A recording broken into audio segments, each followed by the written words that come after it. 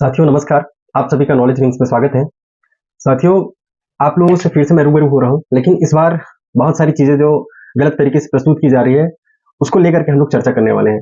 और हमारा जो मेन चर्चा का विषय रहेगा, वो हाल-फिलहाल में एक लेटर वायरल हो रहा है, जो गवर्नमेंट से आग्रह किया जा रहा है बीएड साथियों के द्वारा कि हमको सिम्पैथी पूर्वक जो है, हमारा साथ दिया जाए और हमको नियुक्ति से ना निकाला जाए।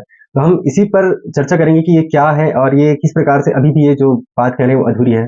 क्योंकि जैसे छत्तीसगढ़ हाई कोर्ट ने डिसीजन दिया है, सुप्रीम कोर्ट ने उस पर मुहर लगाया है, 8 तारीख को क्लेरिफिकेशन भी हुआ है कि बीएड जो है 11 अगस्त 2023 के बाद या उससे पहले अगर किसी कंडीशन पे उनको नियुक्ति मिली है या उनका भर्ती जो है सब्जेक्ट टू आउटकम रहा है, तो उनको अपॉइंटमेंट्स में शामिल नहीं किया जा सकता, उनकी नियुक्ति जो है बरकरार नहीं रखी जा सकती है। तो इसके बाद से जो बीएड के साथी हैं वो अब समझ चुके हैं कि अब उनका हाई कोर्ट में या सुप्रीम कोर्ट में ज़्यादा कुछ चलने वाला नहीं है, तो हम एक सिम्पैथी कार्ड खेलते हैं। लेकिन अब ये देखिए कि वहाँ सिम्पैथी कार्ड खेल रहे हैं, वहाँ भी चीज़ों को आधी-अधूरी जो है लेकर के आ रहे हैं, अभी भी सच्चाई को छुपाने का प्रयास कर रहे हैं। तो मेरा बस कहना यही था कि जो चीज़ें आप प्रस्तुत कर रहे हैं, कम से कम उसको तो पूरा कीजिए, उस पर सिम्पैथी आप अगर आपको मिलता है तो बात अलग है। लेकिन आप वहाँ भी आप अधूरी बात को बताएँगे और फिर बोलेंगे कि हमको सिम्पैथी मिले, हमारे साथ गलत हुआ है, ये तो फिर आप ही गलत कर रहे हैं। तो हम इसी चीज़ को लेकर के हम चर्चा करेंगे। तो सबसे पहले मैं आप सभी से रिक्वेस्ट करूँगा, जितने भी साथी जो पहली बार इस चैनल को विज़िट कर रहे हैं और वीडियो को पहली बार देख रहे हैं, वो कृपया चैनल को सब्सक्राइब कर लीजिए। साथ ही साथ बेल आइकन को भी प्रेस करके रखिए, ताकि जब भी इस प्रकार की वीडियो जो है मैं अपलोड करता हूँ, उसका नोटिफिकेशन आप तक पहुँच सके और आप वीडियो का आनंद समय पर ले सकें। तो सबसे पहले हम उसी बात पर चर्चा करेंगे जो एक लेटर वायरल हो रहा है बीएड के साथियों के द्वारा। तो आप अपने स्क्रीन पर देखिए, मैं उसको पढ़ता हूँ। सबसे पहले लिखा है कि सरकार से आग्रह, माननीय आपको अवगत कराना चाहती हूँ, ये सारी चीजें हैं और ये कंटेंट लिखे हैं। इस कंटेंट में आप अगर ध्यान से पढ़ेंगे तो आपको वो फैक्ट्स बिल्कुल भी नहीं दिखेंगे जो छत्तीसगढ़ हाई कोर्ट में पहले से प्रक्रियाधीन थी, जो हमने केस चैलेंज करके रखा था। ये सारी चीजें कुछ भी नहीं है। यहाँ मेन बात होता है आपका 2018 का एनसीटी का नोटिफिकेशन, जिसके आधार पर 2019 की भर्ती जो है सर्वाइव कर रही है और वो जो है कंप्लीट की हुई है। तो ये वहां से कंपेयर कर रहे हैं, सीधा सीधा बोल रहे हैं कि 2019 का जो भर्ती नियमावली था, उसी के बेस पर जो है 2023 का जो राजपत्र है उसको संशोधित करके प्रकाशित किया गया और उसमें कुछ ज्यादा कुछ वर्णन नहीं था। तो जब 2019 का नोटिफिकेशन सर्वाइव कर रहा है, तो 2023 का नोटिफिकेशन क्यों नहीं, ये इनका मानना है। मैं इस पर डिस्कस करूंगा, इस पर आगे एक्सप्लेन करूंगा कि क्यों सर्वाइव नहीं कर सकता 2023 का नोटिफिकेशन और 2019 का नोटिफिकेशन क्यों सर्वाइव करेगा, ये भी मैं बात आगे चर्चा करूंगा। ये आगे लिखते हैं कि नोटिफिकेशन के आधार पर छत्तीसगढ़ सहायक शिक्षक भर्ती 2 जुलाई 2023 को पूर्ण होती है। ये क्या बात है? आप यहाँ किस प्रकार से बोल रहे हैं पूर्ण होती है? सिर्फ नोटिफिकेशन के बाद एग्जाम होने के बाद आपका रिजल्ट आ जाना मेरिट सूची का सिर्फ एक वो अंश है, जिसमें आपको एक बताया गया कि हाँ इन्होंने इतना इतना नंबर पाया है। वो सिर्फ एक प्रारंभिक सूची है जिसमें एक मेरिट का नंबर है और कुछ उससे ज्यादा कुछ भी नहीं। वो चयन सूची नहीं है, वो अंतिम परिणाम के साथ साथ जो अपॉइंटमेंट लेटर है वो सारे कुछ नहीं है। तो यहाँ ये लोग यही बोलते हैं कि 2 जुलाई 2023 को जो है भर्ती पूरी हो जाती है। तत्कालिक सरकार ने राजनीतिक लाभ हेतु, इस पॉइंट को नोट कीजिएगा, इसमें यानी कि सीधा सीधा टारगेट कर रहे हैं कि कांग्रेस सरकार जो राजनीतिक लाभ में नियुक्ति हेतु देरी करती है। ये पूरी तरह से गलत बात है, बल्कि वो सरकार इतनी जल्दबाजी करती है कि हम जब अपील करते हैं, सरकार से अपील करते हैं, आप सभी बीएड साथियों से अपील करते हैं कि कुछ दिन रुक जाइए। छत्तीसगढ़ हाई कोर्ट में मामला जो है प्रक्रियाधीन है, इसके बाद जो भी जिस पक्ष में भी डिसीजन आता है उसके बाद इसको पूरा करिए, आप अपना जो नियुक्ति है उसको बरकरार रखिए। लेकिन आपको और जो पूर्व की सरकार थी उनको दोनों को बहुत ज्यादा जल्दबाजी थी इस मामले में, इस वजह से जो है भर्ती प्रक्रिया आगे बढ़ाई गई। उसके बाद फिर बोलते हैं कि इसी बीच पूर्व में चल रही जो मामले हैं उच्चतम न्यायालय में, उसको 5 वर्ष के बाद 11/8/2023 को अपने जो डिसीजन है उसको देती है, ऐसा बोल रहे हैं। उसके बाद फिर छत्तीसगढ़ हाईकोर्ट 2 अप्रैल 2024 को अपना डिसीजन दे देती है और 8 अप्रैल 2024 को सुप्रीम कोर्ट फिर से उसको क्लियरिफिकेशन करती है। इससे हम लोग प्रभावित हुए हैं, ये इनका कहना है। यहाँ बस इस बात को छुपा दिए हैं कि 2018 से पहले ये लोग कहीं भी शामिल नहीं थे। आप इस बात को समझिए कि एक घर में 2 बेटे हैं, किसी पिता के 2 बेटे हैं, उसमें से छोटा बेटा कि कुछ समय के लिए बीमार हो जाता है और वहां उससे पहले दोनों को एक एक खिलौना दिया जा रहा है उनके पिताजी के द्वारा। तो बड़ा बेटा जब छोटे बेटे की अनुपस्थिति में, उसके बीमार होने की अवस्था में देखता है कि छोटे बेटे के पास, उसके भाई के पास खिलौना है, तो उसको उसके साथ खेलने लगता है। पिता भी कुछ नहीं कहते उस समय, क्योंकि छोटा बेटा उस समय बीमार रहता है, किसी कारण से वहां उपलब्ध नहीं होता है। तो उस खिलौने के साथ खेलता है बड़ा बेटा, लेकिन जब छोटा बेटा जब स्वस्थ हो जाता है, उपलब्ध हो जाता है उस जगह पे, और वो अपना हक को वापस मांगता है, क्योंकि वो तो प्रारंभिक स्थिति में उसका भी था, क्योंकि बड़े बेटे को अलग से दिया गया था कि आप इस खिलौने से खेलिए, छोटे बेटे को ये दिया गया था कि आप इस खिलौने से खेलिए। तो क्या छोटा बेटा जब आएगा स्वस्थ हो करके, जब उपलब्ध हो जाएगा, वो अपने अधिकार को मांगेगा, तो क्या उसको उसका अधिकार नहीं मिलना चाहिए? क्या उस पर भी बीएड वाले जैसे अभी कर रहे हैं कि डीएलएड हमारा अधिकार है, प्रारंभिक शिक्षक बनने का हमारा जो अधिकार है वो हमसे छीना जा रहा है करके, ये क्या वो गलत बात नहीं हो रही कि 2018 में आपने यह जो अधिकार है वो आंशिक तौर पर पाया था, और अब जब उसी सुप्रीम कोर्ट हाई कोर्ट के बार बार कहने पर कि ये पूरी तरह से अवैध है, उसके बावजूद भी आप जिद कर रहे थे, कहां तक जो है उचित है, आप ही बताइए। तो चीजें वही है, चीजों को छुपा करके गलत तरीके से तोड़ मरोड़ करके प्रस्तुत करना बहुत गलत बात है। यहाँ सीधा सीधा ये बोल दिया जा रहा है कि 5 वर्ष बाद सुप्रीम कोर्ट का डिसीजन आता है 11 अगस्त 2023 को, लेकिन ये आप यहाँ इसके बीच की जो बातें हैं उसको छुपा देते हैं। इसके बीच में जो बातें आती हैं राजस्थान हाई कोर्ट में 2018 में जैसी नोटिफिकेशन को संशोधित करके बीएड को शामिल किया जाता है 28 जून 2018 के गजट के द्वारा, उस गजट को लेकर के अलग अलग राज्यों में भी तमाम जो है आंदोलन होते हैं, विरोध होते हैं, और कुछ जगह केस भी लगाया जाता है, जैसे कि वेस्ट बंगाल है और राजस्थान है। राजस्थान में इसका मामला थोड़ा ज्यादा ही दिखता है, वहां के जो जितने भी बीएसटीसी के जितने स्टूडेंट थे वो लोग ज्यादा एक्टिव थे, तो वहां इसको राजस्थान हाई कोर्ट में चैलेंज किया जाता है। राजस्थान हाई कोर्ट में भी काफी लंबी प्रक्रिया के बाद काफी ज्यादा जो सुनवाई होती है इस बीच में, और उसके बाद 25 नवंबर 2021 को राजस्थान हाई कोर्ट का फैसला आता है, जिसमें ये साफ साफ कहते हैं कि ये जो है पूरी तरह से अवैध है। बीएड की जो अधिकार सीमा है वो केवल और केवल अपर प्राइमरी और जो हायर क्लासेस है। प्रारंभिक शिक्षक बनने हेतु जो योग्यता है वो केवल और केवल डीएलएड के पास है, डीएड के साथ है, बीएसटीसी के साथ है, तो वहां से उसको अवैध कर दिया जाता है।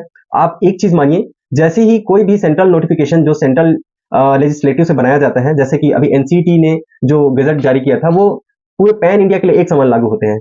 तो आप एक बात को मानिए, एक बात को समझिए आप सबसे पहले, कि कोई भी नोटिफिकेशन जो सेंट्रल लेजिस्लेटिव के तहत तैयार किया गया हो, उसको अगर कोई कोर्ट अगर किसी भी समय अवैध घोषित करता है, तो उसी समय से ऑल इंडिया पैन इंडिया के लिए वो जो होता है रद्द हो जाता है। तो 25 नवंबर 2021 को जो एनसीटी का नोटिफिकेशन था, जो गजट था, वो रद्द हो चुका था। तो बीएड की जो नियुक्ति है वहां से अवैध हो चुकी थी। उसके बाद किसी भी कंडीशन पे बीएड को शामिल नहीं किया जा सकता था, क्योंकि इसको सुप्रीम कोर्ट में हालांकि चैलेंज किया गया था, लेकिन सुप्रीम कोर्ट ने कहीं पर भी स्टे नहीं दिया था कि राजस्थान हाई कोर्ट का जो डिसीजन है उस पर हम लोग अभी स्टे करते हैं, जो भी प्रक्रिया होगी आगे हमारे अधीन होगी, ये सारी चीजें कहीं भी नहीं थी। उसमें केवल और केवल इन्हीं बातों को रखा गया था, जो देवेश शर्मा के केस में जितनी तमाम भर्तियां चल रही थी उस बीच में उसको सबको अपने अधीन कर लिया था। तब तक किसी भी कंडीशन पे राजस्थान हाई कोर्ट के डिसीजन पर स्टे नहीं था। ये कहना पूरी तरह से गलत बात है। उसके बाद फिर ये सीधा सीधा आ जाते हैं कि माननीय उच्च न्यायालय छत्तीसगढ़, जिसमें 2/4/2024 को जो है डिसीजन आता है, ये भी पूरी तरह से असत्य बात है, क्योंकि छत्तीसगढ़ में 2021 के उस जजमेंट के बाद, राजस्थान हाईकोर्ट के जजमेंट के बाद बहुत सारे जो बीएड डिप्लोमा के साथी हैं वो विभाग को जाकर के सूचित करते हैं, और उसमें ये बताने का प्रयास करते हैं कि जो एनसीटी का नोटिफिकेशन था वो क्वेश्ड हो चुका है, रद्द हो चुका है, तो उसके बेसिस पर आप भर्ती मत करिए। उसके बाद फिर 2022 में टेट का एक नोटिफिकेशन आता है, 2022 में टेट का नोटिफिकेशन आता है, उसको भी हम लोगों ने चैलेंज किया सुनील गहरे के केस के माध्यम से, जिसका केस नंबर था 5898/2022। ये केस नंबर था जिसके माध्यम से हमने टेट को भी जो है हम लोग वहां चैलेंज किए हुए थे, जिसमें एनसीटी का वो गजट जो है पूरी तरह से जिसमें शामिल किया गया था उसको भी चैलेंज किया गया था। उसके बाद जैसी नोटिफिकेशन आता है 4 जून 2023 को, माफ कीजिएगा 4 मई 2023 को छत्तीसगढ़ सहायक शिक्षक भर्ती का नोटिफिकेशन आता है, उसको भी एक विद इन मंथ उसको चैलेंज कर दिया जाता है। उसको आप देखे होंगे, उसी पर ही हमारा जो डिसीजन आया हुआ है उसी पर ही बेस्ड है। Bhubaneswar Sahu versus state of Chhattisgarh का वो केस है, जिसमें बकायदा छत्तीसगढ़ सरकार की उस अधिसूचना, उस जो राजपत्र है उसको चैलेंज किया जाता है, जिसके माध्यम से बीएड को शामिल किया गया है। साथ ही साथ एनसीटी के उस नोटिफिकेशन को भी चैलेंज किया जाता है, जिसके माध्यम से बीएड को शामिल किया गया था 2018 में, उसको भी यहाँ नहीं लिखते हैं। तो उसी पर ही हमारा डिसीजन जो आता है 2 अप्रैल 2024 को अंतिम सुनवाई के दौरान। और माननीय उच्चतम न्यायालय ने 8 अप्रैल 2024 को जो डिसीजन दिया है उसमें साफ साफ मेंशन किया है, एकदम क्लियर वर्डों में लिखा है, क्लियरिफिकेशन, इसको एक अपना जो जजमेंट था 11/8/2023 का, उसको भी लेकर के एक रिव्यू किए हैं कि कौन जो है कैसी नियुक्ति जो बीएड की हुई है वो सेफ हो सकती है और कैसी नियुक्ति जो है जाएगी। तो सबसे पहला बात यह है कि 11/8/2023 के बाद जितने भी अपॉइंटमेंट्स हुए हैं, क्योंकि 11/8/2023 को उच्चतम न्यायालय का जो है डिसीजन आता है, उसके बाद से जितने भी नियुक्तियां हैं वो तो पूरी तरह से अवैध होंगी, उस पर कुछ बात ही नहीं हो सकता। लेकिन उसके भी पूर्व 11/8/2023 से पहले भी जो भर्तियां हुई हैं वो भी खतरे में है। वो भर्तियां जो किसी कोर्ट के अधीन रही हो, या किसी कोर्ट ने किसी भी स्तर पर बीएड की नियुक्ति को चैलेंज किया गया हो, किसी भी हाई कोर्ट में या किसी भी न्यायालय के द्वारा उनकी जो भर्ती है उसका सब्जेक्ट टू आउटकम रखे गए हो, ऐसी नियुक्तियां जो है वो हाई कोर्ट डिसाइड करेगी। तो इस प्रकार छत्तीसगढ़ में जो मामला है वो हाई कोर्ट डिसाइड कर चुकी है। हाई कोर्ट के अलावा सुप्रीम कोर्ट का एक लाइन था जिसमें साफ साफ लिखा हुआ था, 29 अगस्त 2023 को उन्होंने साफ साफ कहा था कि जो भी भर्तियां होंगी सब्जेक्ट टू आउटकम होंगी, छत्तीसगढ़ हाई कोर्ट के अंतिम फैसले के अधीन होंगी। और ये साफ साफ बीएड धारियों के जितने भी अभी नियुक्ति प्रपत्र लेकर के अभी अपना नियुक्ति जारी कर रहे हैं, अपना जो सर्विस चला रहे हैं, उनकी नियुक्ति प्रपत्र में आप देखिएगा कंडिका नंबर 12 पे साफ साफ लिखा गया है कि आपकी जो भर्ती है वो सब्जेक्ट टू आउटकम हो रही है छत्तीसगढ़ हाई कोर्ट के इस फैसले की पूर्णतः अधीन होगी। तो वहां पहले से सूचित कर दिया गया है। तो ये बोलना कि हमको किसी चीज के बारे में जानकारी नहीं है और अचानक से अभी हटा देना, क्योंकि आपने जब अपॉइंटमेंट लिया तो पूरी शर्तों के साथ पूरी जो भी कंडीशंस रखे गए थे उसको स्वीकार किया और खुशी खुशी स्वीकार करके आपने जो है ज्वाइनिंग लिया। उसके बाद आपका ये कहना कि हमको कुछ भी नहीं पता था और अभी आप आकर के अलग तरीके से प्रस्तुत करना, ये पूरी तरह से गलत बात है। आप अपने ही बात से पलट रहे हैं, क्योंकि जब आपके फेवर में थी तब आपने खुशी खुशी उस चीज को स्वीकार किया और जब आपको अब लग रहा है कि अब हमारे फेवर में नहीं है तो आप उसको लेकर के आप सामने आ रहे हैं, रोना रो रहे हैं। इसके बाद आप दूसरा पैराग्राफ देखिए जिसमें साफ साफ इनका कहना है कि आर्टिकल 14, आर्टिकल 21, आर्टिकल 16, आर्टिकल 20 इन सारे के तहत हमारे जो मौलिक अधिकार हैं, फंडामेंटल राइट्स हैं, वो जा रहे हैं, उसका हनन हो रहा है। तो सबसे पहले एक बात मैं पूछना चाहता हूँ इसको जिन्होंने भी प्रिपेयर किया है, वो या तो संविधान अच्छे से पढ़े नहीं है या तो फिर दूसरों को बेवकूफ समझते हैं या खुद बेवकूफ है। मैं बेवकूफ वर्ड यूज कर रहा हूँ, ये काफी सोच समझ करके यूज कर रहा हूँ, क्योंकि उन्होंने यहाँ साफ साफ कहा है कि हमारा फंडामेंटल राइट जो है जा रहा है, लेकिन यहाँ ये नहीं देख रहे हैं कि आर्टिकल 21A का भी वायलेशन हो रहा है। आपको शामिल करने से आर्टिकल 21A का वायलेशन हो रहा है। और आर्टिकल 21 में ही एक मामला 1978 में एक केस आया था, मेनका बनाम का एक मामला था, मेनका गांधी वाला। उसमें संविधान के आर्टिकल 21 का विस्तृत व्याख्या किया गया था, जिसमें एक बात और कही गई थी कि अगर किसी के अधिकार क्षेत्र में किसी और का अधिकार क्षेत्र का हनन होता है तो वहां जो प्रारंभिक स्थिति में जिसका भी मौलिक अधिकार जो है वो जाता है, तो वहां पर ये क्लेम नहीं कर सकते कि हमारा मौलिक अधिकार जो है यहाँ पर जा रहा है। तो वही मामला है, आपका मौलिक अधिकार चलिए ठीक है कि आर्टिकल 14, आर्टिकल 16, आर्टिकल 21 ये अलग बात है, लेकिन आपके नियुक्ति से आर्टिकल 21A का भी वायलेशन हो रहा है, वो पहले ही हो रहा है, आप इस बात को देखिए। इसके बाद आर्टिकल 13 वाला जो मामला है, आर्टिकल 32 और आर्टिकल 26, इसके तहत जो है अवैध घोषित कर सकता है, हाँ या ना में इसको आपने जवाब दिया है। तो क्या आपको क्षतिपूर्ति मिलनी चाहिए, ये आपका कहना है। तो क्षतिपूर्ति क्यों नहीं मिलनी चाहिए, मैं बताता हूँ। क्षतिपूर्ति आपको इसलिए नहीं मिलनी चाहिए क्योंकि आपकी नियुक्ति पूरी तरह से कंडीशनल है, सरकार का भी पक्ष है। छत्तीसगढ़ सरकार ने छत्तीसगढ़ हाईकोर्ट में अपना एक हलफनामा जो दिया है उसको देखिएगा वहां, जिसमें साफ साफ कहा है कि इनकी जो नियुक्ति है वो 29 अगस्त 2023 में जो सुप्रीम कोर्ट का डिसीजन था, 29 अगस्त 2023 का याद रखिएगा, जो एंट्री मॉडल लेकर के आए थे बीएड धारी Harishankar versus state of Chhattisgarh, जिसका डायरी नंबर था 35325। तो इसमें उन्होंने साफ साफ जिक्र करा लिया था कि हमारी जो भी नियुक्ति होगी वो कंडीशनल होगी, सशर्त होगी। इस पर आपने तो बड़ी खुशी खुशी बहुत ही सहज भाव से आपने नियुक्ति जो है ग्रहण कर लिया पूरी शर्तों के साथ, लेकिन अब आकर के बोल रहे कि हमको क्षतिपूर्ति मिलनी चाहिए, हमको प्रभावित हो रहे तो हमको नियुक्ति से नहीं निकाला जाना चाहिए, ये गलत बात है। उसके बाद फिर लास्ट पैराग्राफ देखिए जिसमें आप संविधान के प्रति जो आस्था और निष्ठा होनी चाहिए उस पर आपने सवाल खड़े किए हैं। तो सबसे पहले आप अपने आप को देखिए कि आप क्या कर रहे हैं। क्या संविधान में सर्वोच्च स्थान पर उच्च न्यायालय को नहीं रखा गया है? आप इस बात को देखिए, क्योंकि आपने पढ़ा होगा कि संविधान का सर्वोच्च व्याख्याकार सर्वोच्च न्यायालय ही होता है। तो सर्वोच्च न्यायालय का डिसीजन है कि बीएड जो है किसी भी स्तर पर किसी भी कंडीशन पर प्राइमरी शिक्षक के लिए पात्र नहीं हो सकता है। अलग अलग जगहों में अलग अलग केस में इसको और भी क्लियरिफाई किया है, चाहे वो अर्णव घोष का मामला हो, चाहे दीपांकर गौरव का मामला हो, चाहे वेस्ट बंगाल का मामला हो, चाहे वो बीएड छात्र वेलफेयर का मामला हो, सभी जगह पे क्लियरिटी दी है। इवन 8 अप्रैल 2024 को जो भी डिसीजन दिया वो अपने ही जजमेंट का रिव्यू है। तो उसके बाद आपको बार बार ये दुहाई देना कि संविधान की निष्ठा और आस्था का जो विषय है वो बन रहा है, वो सवाल खड़े हो रहे हैं, तो उस पर सरकार को सामने आना चाहिए। क्यों? क्या सरकार हाईकोर्ट या सुप्रीम कोर्ट से बड़ी है? मेरा सवाल है सभी बीएड साथियों से, क्या सरकार या कोई भी संस्था सुप्रीम कोर्ट के डिसीजन से ऊपर है? क्या उससे परे है? क्या उसको बदल सकती है? जवाब मिलेगा नहीं। तो फिर क्यों यहां निष्ठा का प्रश्न उठा रहे हैं?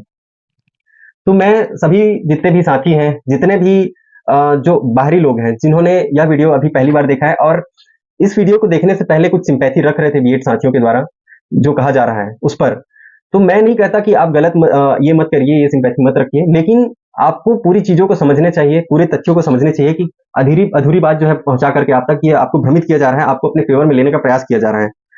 अगर आप इसी में पूरे केस डिटेल को लिख देते, उसके बाद फिर हमारा जो नियुक्ति हुआ था कंडीशनल हुआ था, हमको पूरी शर्तों के साथ हमने मंजूर किया था, उसके बाद हमको निकाला जा रहा है, ऐसा करके आप दुहाई देते तो चलो ठीक है कि एक बार विचार किया जाता कि लोगों को जो है सोचना पड़ता कि हाँ इनके साथ ऐसा ऐसा हुआ है करके, तो थोड़ा सहानुभूति अलग बात होती। लेकिन आप यहाँ पूरी चीजों को ही छिपा दे रहे हैं, आप आधे अधूरा जो बात है उसको लेकर के आ रहे हैं, उसके बाद फिर बोल रहे हैं कि हमारी जो नियुक्ति है उसको बचा करके रखिए। तो ये पूरी तरह से किस लेवल में जा रहे हैं आप, कहाँ जा रहे हैं आप?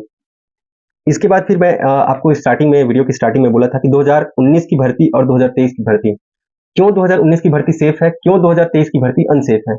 तो 2019 की भर्ती, हालांकि इसको भी छेड़ने का प्रयास किया गया था बीएड साथियों के द्वारा, इस पर मैं ज्यादा नहीं बोलना चाह रहा था, फिर भी अब जब मौका है तो मैं बिल्कुल बोलूंगा, क्योंकि अभी तक एक नैरेटिव जो है, एक गलत अफवाह जो है फैला करके रख दिया गया था कि बीएड के जितने भी साथी हैं उनके द्वारा था ये बात, कि डिप्लोमा के साथियों के द्वारा एक केस लगाया गया, 2019 की भर्ती को चैलेंज किया गया नर्मदा निराला के नाम से, और 2019 की भर्ती को भी छेड़ा गया। लेकिन ये पूरी तरह से गलत बात है, मेरे पास पूरा प्रूफ है, पूरा वीडियो है उस केस के बारे में। यहाँ तक कि जो दीदी थी नर्मदा निराला, उनका भी पूरा जो साक्ष्य है वो भी हमारे पास इकट्ठे हैं। लेकिन प्राइवेसी कारणों से हमने उनसे जब बात किया था तो उन्होंने कहा था कि इसमें मेरा भाई जो है, मौसेरा भाई है, वो इन्वॉल्व है, तो आप मत बनाइए, उसको परेशानी हो सकती है, जो कि बीएड किया हुआ है।